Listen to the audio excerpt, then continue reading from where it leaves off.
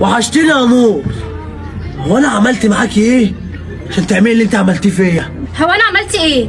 اللي انت بتقوله ده يا مجدي؟ رحت لصاحب عمري وفاكراه بيحبك، بس هو واخدك عشان يكسرني، ولو انت اللي هتكسريني انا هموتك يا نور.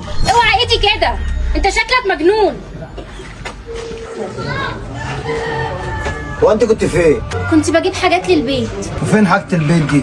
امال وشك مقلوب كده ليه؟ مفيش حاجه يا حبيشي. ازاي مفيش؟ انت مش شايفه نفسك عامله ازاي؟ قلت لك مفيش، انا بس تعبانه وعايزه اطلع ارتاح شويه. عن اذنك.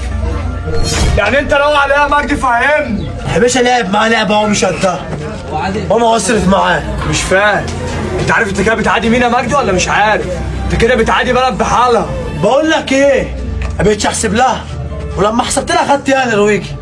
كنت محبوس وخرجت لقيته خد البت اللي بحبها.